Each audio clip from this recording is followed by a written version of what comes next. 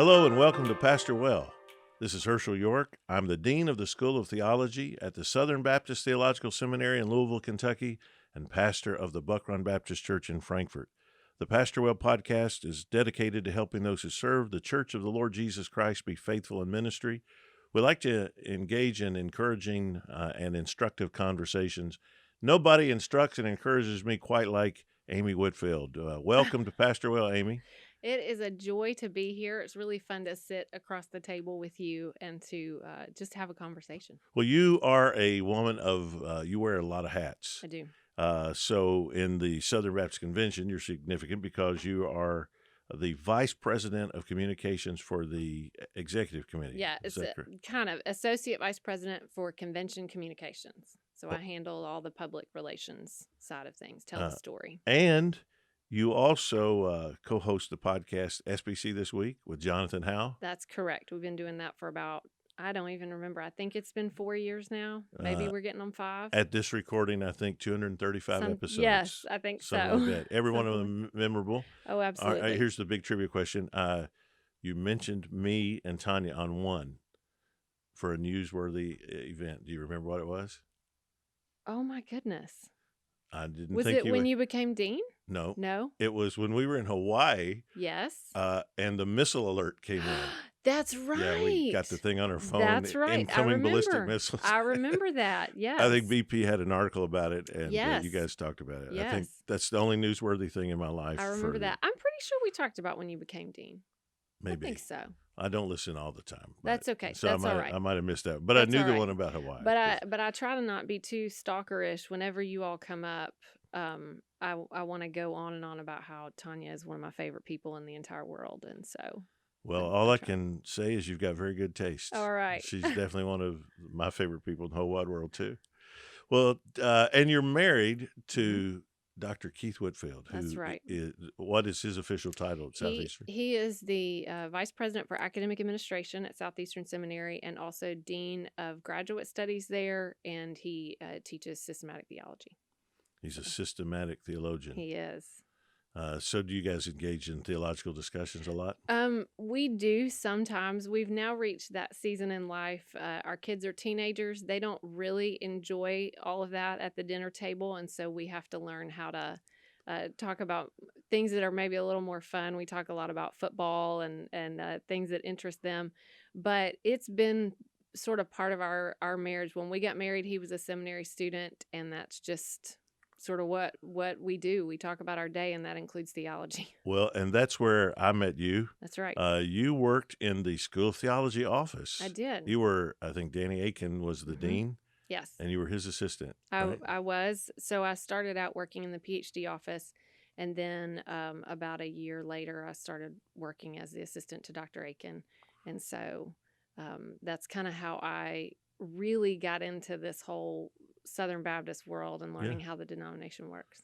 Well, I want to say two things. First of all, the people you work with make the difference in whether or not you enjoy your job. And if you don't enjoy your job, it's hard to enjoy life. We have been blessed, man. The folks that have been in the School of Theology office, I've been there 23 years, have really been wonderful. And you were just a bright spot. Tanya and I fell in love with you in those days, and we have cheered for you and followed you through the years. So what years were you and Keith at Southern? So he came in 1998, and we were still actually didn't even know what was going to happen. On our first date, we were introduced by some mutual friends, and on the very first date, he told me that he was getting ready to move to Louisville, Kentucky for seminary. And my initial thought was, why did you agree to go on a date with someone if you're getting ready to move to seminary? And I thought, well, this is not going to go anywhere. And then a couple years later, we were getting married, and I was moving up to Louisville. So you just love it when the long hand of God's providence just reaches down and shocks you. So I got there at the end of 99, and then we were there basically for the next 5.5 years until summer of 2005 when we moved to Virginia for him to pastor. So tell me about how did it move past the first date? So he says, I'm going, and apparently he does, but Yeah, it's interesting. I always tell because he stayed there. We were both in South Carolina at the time. I was in my senior year of college, and he was Where were you at going? Converse College. It's a women's college in Spartanburg, and he was working at a ministry there in town, and then getting ready to move in about 6 months. And the way we tell the story, there's a lot more details, but he just kind of kept calling, and I didn't have a reason to say no. He was fun, so I just kept going out when he would call, and and I assumed that when he left it would fizzle out, and instead when he left and went to Kentucky, we missed each other. Wow. So it sort of hung on, and then about 9 months later after he went, we were engaged, and then we got married the next year. So 9 months, long distance relationship. yes. Uh, and then, like, how soon after you got married did you move to Louisville? Like immediately? Well, so when we got engaged, we had a long engagement, which I do not ever recommend to people. Nor do I. Yes, but I was in a job. I was a live-in nanny. That was my first job out of college, and I was under a contract, and so needed to finish that out. And so we were engaged for a really long time. Got married in December of '99. So he was there for 2 years as a single student. Did you grow up in a Christian home? Were you a believer I did. early in life? Here's how I usually explain it. I grew up in a Christian home. I was in church from the earliest memory, whenever the doors were open. But the way that I came to understand the message of salvation was in an extremely legalistic way. That's how I processed it, and that actually manifested itself in a lot of anxiety for me. I desperately wanted to know the Lord. I wanted to be saved, and so I was going to do whatever I could. So when I was 13, I did walk down an aisle. I always believed that Jesus was the Son of God. I always believed the things that had happened in his life, but I still assumed that I needed to do things in order to get to God, in order for him to accept me. And I had a real mark in my freshman year of college when a friend who I was actually witnessing to and bringing her to events, bringing her to things, she's hearing the gospel. And she came to me and said, I don't understand if Jesus came to earth and he was so wonderful and he performed all these miracles and people loved him, why didn't he just stay? Why did he have to die? And I did not know the answer. That's a real marker for me to recognize and understand what I didn't understand, even as I had been working to please the Lord. And so I was at an FCA retreat in North Carolina at Ridgecrest, and a friend of mine was doing a huddle group, and so she was giving me an example about how she had asked her group, what percentage did you feel like you would be saved if you were to go to heaven? What's the percentage? How likely is it today? And in my mind, as she's sharing this story with me, she has no idea what I'm working through. I was thinking, well, I'm at a retreat. It's been, I'm probably about 75%. Things are pretty good. And then she just in the conversation said, well, then I explained to them that it can only be 0% or 100%. Yeah. And I thought, what am I missing here? And I didn't say anything. I just kept nodding and smiling. Well, we split up to go our separate ways. And it's just rolling around in my mind. And I thought, how could it be 0 or 100? And it was this, I can just feel it was like the last piece of a jigsaw puzzle that I had heard pieces of the gospel for years. I went to a Christian high school. I had heard them at all of these things. And it was like the logic of the reason that it's 0 or 100 is because it's about what Christ did, not what I did. And that's the moment that I accepted it. So I grew up in this whole setting and heard the gospel all my life. But I was 18 years old when. Your story is remarkably like Tanya's. Yeah. It's just amazing. I can remember the night it just hit her. It was in our very first few months of marriage. She said, you mean God loves me the same no matter what I do? Mm-hmm. It's that grace awakening. Yeah. There's just nothing like it, and her life really changed then. And I used to wrestle with the fact, I think a lot of people do, that, my testimony didn't seem very glamorous or anything special. And then one day, this is about 10, 15 years later, I was reading the story of the Pharisee and the tax collector. And, Jesus is placing them and saying which one is more justified. And it hit me. The Pharisee over here, that was me. That was me thinking that I could reach, and he saved me anyway. Like he did that. And I really at that point began to see how miraculous it was that I was convinced that I could figure out a way. And he opened my eyes. Praise the Lord. Yep. That's a great testimony. And were you ever thinking, oh, I want to be in ministry, or I want to marry someone in ministry? Absolutely not. It was No. just like not on your radar at all. Not on my radar at all. I was a politics major and really wanted to work in messaging communications for the political side on Capitol Hill, something like that. And I had this moment my junior year of college when it was time to do an internship, and I had an opportunity to go to DC, work in a senator's office. But what I wanted to do was do an internship at my church. And I look back on that and realize that was a very strange decision to make at the time. And so I was, I liked working with girls, youth girls at the time. And so I look back and see some workings that the Lord was doing in my life where I was more drawn to ministry. Then I, met Keith, and he's off to seminary, and I was very nervous about being a pastor's wife. My grandfather was a minister, and it took a toll on my grandmother, just the challenges of being a pastor's wife. And I had witnessed that. And so I was afraid of that life.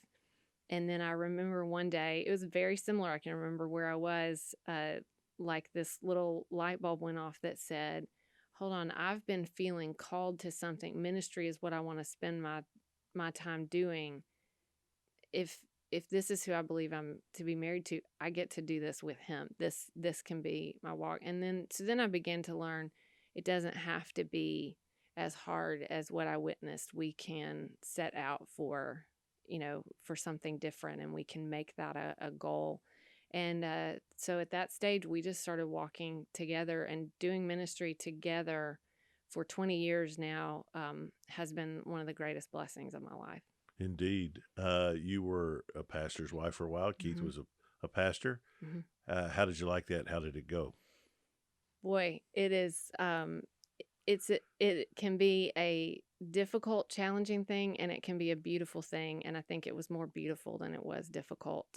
Even the hardest days, and I can remember some very painful ones, just some of it just sitting with people through painful situations, right. Some of it figuring out how to navigate through conflict, things like that. When you come out the other side from those situations, you can really see the beauty. You get to see the Lord working.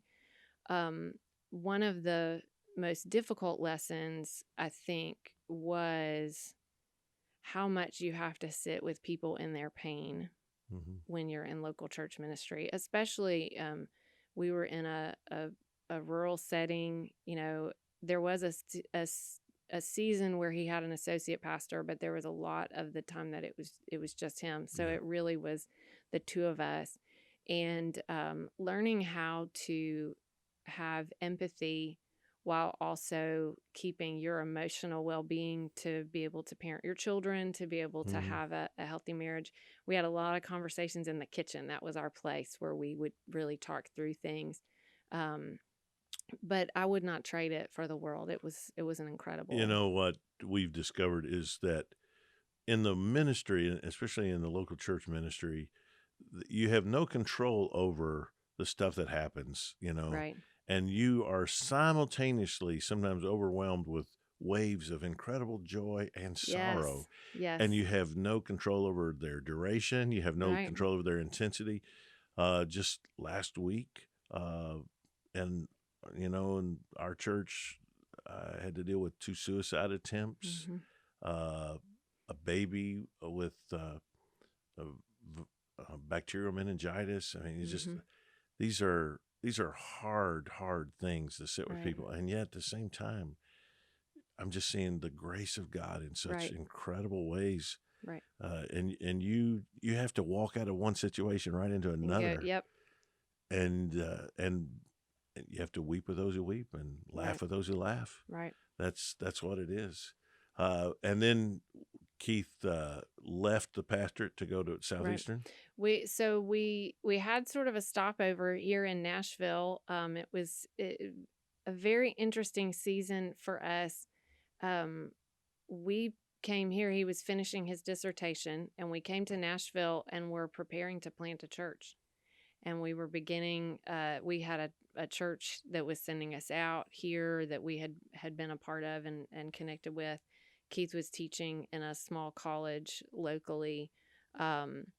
While we got ready for that, and we were in the middle of the core group had been formed, sort of the team that was going to come and do it with us. Fundraising was about to begin, and the phone rang one night, and it was the leadership at Southeastern, and it took me a while.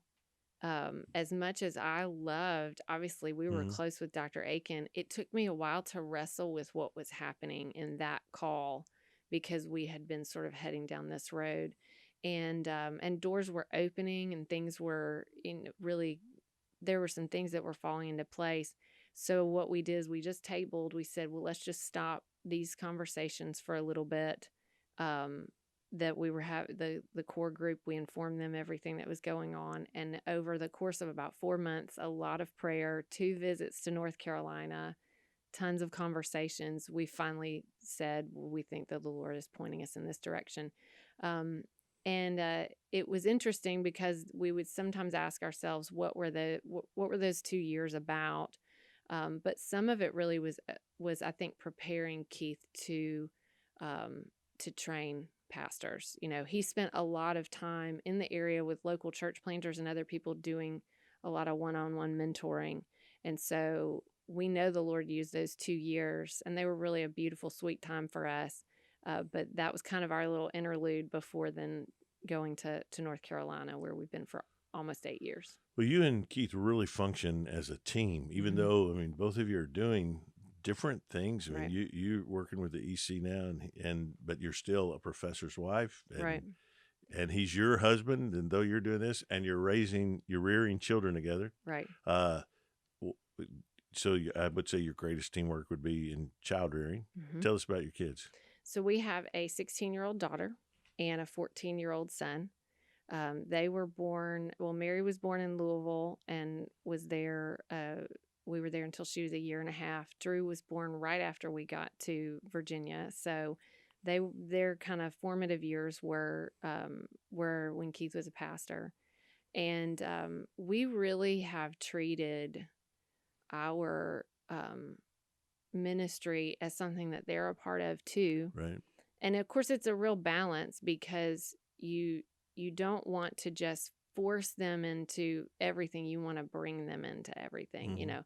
And so they just, when we were in Virginia, they went with me all over the place. They were with me at church when I was working on certain things. In Virginia, I just was home with them, and then I had several ministries through the church there that I was involved in. And so as many things as they could come with me, they did. And so they really just saw us pouring into people's lives. And I had grown up in a home where my dad worked in high school athletics administration, and so we were always with him. We were selling tickets at tournaments. We were selling T-shirts. Mhm. We were part of everything. We knew all of the people that he was working with. So that was not foreign to me. It was like, this is a family thing that we do. And so we just approached it in the same way. As they've gotten older, we've had to learn how to let some of their interests and things blossom. Our daughter is part of the leadership team, the student leadership team for their youth group. And we're learning how to, we don't ask a lot of questions. We let her decide to apply for that. She's got a meeting, she goes. I'll ask her how it was, but I also say, okay, I'm going to let you follow sort of your ministry path. And then our son has had some things he's helped in at the church. So letting them sort of grow and develop Mhm. has been really important. But we love being together. We love just having a good time. I just was talking to you earlier. We've loved every season, and the teenage years are even more enjoyable than I expected. Everybody talks like, oh, the teen years are just Right. awful. I really think we need to reverse that narrative. I just Yeah. don't think that's necessarily true. They're so much fun. I would say the hardest thing about the teen years has been the transition to sort of the emotional needs, where when they're young, you got to do everything. Got to make their food. You've got to take, every step of their day, you have to be there. When they are teenagers, you have to learn how to be emotionally present. We've even had to learn how to take things off our plate, because in the middle years, we both had a lot going on. The kids would kind of go with us. We would do things. As they came into the teen years, we started to learn with each day, maybe we have something planned for that evening. Maybe we'll come home and find out that a conflict happened with a friend that day, and we've got to drop what we're doing because we need to be able to sit for an hour and talk through that. And learning that we had to sort of shift our responsibilities so that we had flexibility to be present, and how important that is. That was a big lesson for us. And then also learning how to now sit with them on hard days without it, crushing our Yeah. souls. Because that can be so hard when Yeah. they're going through pain. You feel what they feel. Yes. In the midst of all that, being a parent, and you wrote a book. I did. SBC FAQs. Yes. FAQs, yeah. A ready reference. All right. Now, I'm a guy who grew up Independent Baptist, Right. made a very intentional decision to be a Southern Baptist, studied it in great detail before leading my church in and bringing, myself entering the SBC. So I sort of geek out on this stuff. Right. I'm convinced that a lot of our younger Southern Baptists growing up in churches and all don't have a deep understanding of or Right. appreciation of the SBC. So why did you write the book, and how can it help that situation? Well, that's been an interesting journey because I did not grow up Southern Baptist. So I came out of a more fundamentalist, background, as very independent, autonomous. And so all of it was new to me. I didn't understand anything about a denominational structure at all. But what had you even been taught it was sort of wrong? Like I grew up, it was like it was wrong. Yes, you do not have no structure. So my journey sort of into denominational service or denominational interest really came because I got married. I moved to Louisville. We had a little student apartment. Keith had a full load of classes and was working at in the Honeycutt Center and the Student Center. And we needed to be able to buy groceries, so I needed a job. And I just started working at the seminary. And so I didn't have any understanding. I didn't know who people were. Folks would walk into the office that were a big deal, and I had no clue who they were. That explains the way you treated me. And then they would go to the annual meeting, and I didn't know all I knew was that everybody was gone. Yeah. I didn't know what was happening. So I started learning just as part of my job when we would have to get reports ready for things. I just would learn little by little what was going on. And then in 2006, when Keith was pastoring and we went for the first time, I sat there and I watched the whole thing. And it actually brought back a lot of the things and concepts that I had learned in college in my politics major, because my focus was political philosophy and understanding how systems worked. And I can be a little obsessive about that. And you got to remember, this was also a season when I was at home with the kids. And I had this, I tell people, and my friends told me that this was not normal. I didn't realize it at the time, but it was this magical year where they would sleep from 8 at night. They would go to bed at 8. They would sleep until 8 in the morning. And then they napped from 1 to 5. So in those hours when they were, asleep or whatever, I was so interested in what was going on. Mm-hmm. The blogs were getting big at that time. So I just started figuring it out, and it was just my own interest.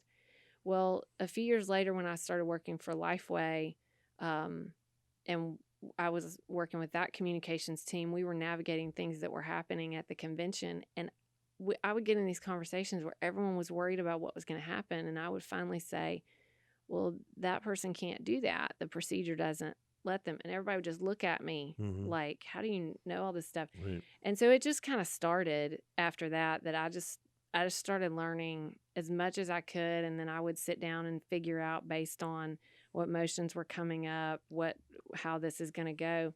But in the process and through the podcast, I realized nobody else understands these things. And so, mutual friend of ours, Keith Harper at Southeastern. I used to be his pastor. Yes, at Southeastern, history professor, and I finished my master's. And by the way, just like me, Yes. I mean, Keith came out of the same Yes. independent fundamentalist group I grew up in. We were both same background. So, and when I came at Southeastern, I had started a master's at Southern before our kids were born, one class at a time, and then I stopped, thought I would never pick it back up again, graduated from Southeastern like 18 years later. But he was my supervisor in my master's, and he just said, I don't think people understand this.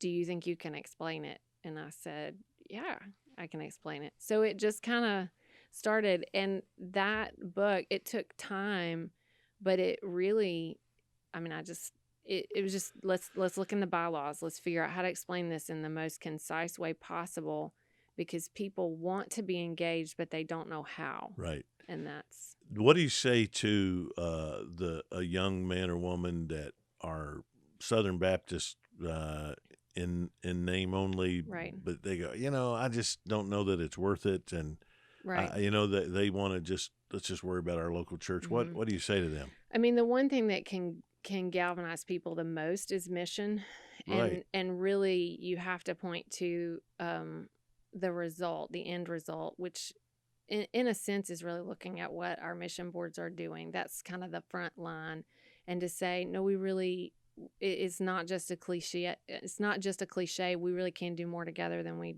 can do apart. Absolutely. And but then it's sort of the next step. You give them the vision. This is what you're being a part of. But then it's sort of the next step to say, okay, you want to be a part of it. Now let's talk about how.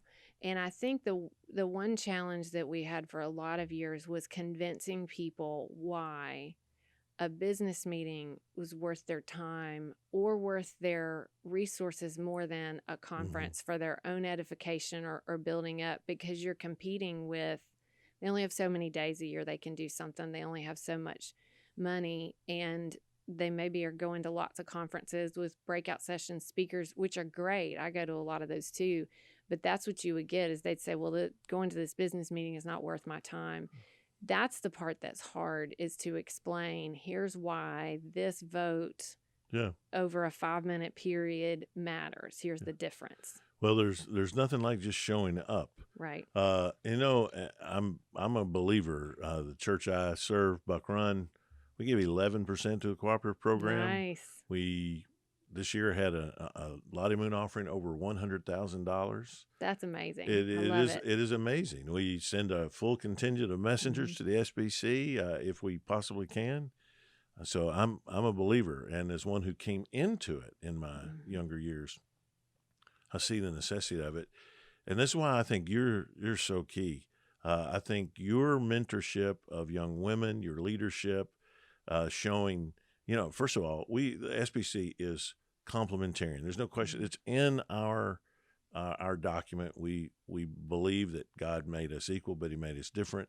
But we really want to use and to see God use women and leadership roles that are appropriate. Well, you're one of those, Amy, that I just take great delight in. Thank you. How are you raising up another generation of young women? Wow. Well, that's been an interesting thing that's developed over the last few years. And I think it has been that it's kind of been a chicken and egg thing, that as more women have had opportunities to get involved, pathways to get involved, then we have sort of found each other. There are so many ways that women can serve, certainly in the local church. And I talked about it at our church in Virginia. I did a number of just different types of things there, but also at the denominational level. I mean, we just have we have so many different entities, so many different, and you go down to the state level, and so many places for people to use their talents. And most of my friends who are in that kind of service, they're doing the things that they really were always good at. I mean, the things like parliamentary procedure and things that interest me now are the things that interested me when I was 15. The things that I did when I was in college, they're the things that I was always good at.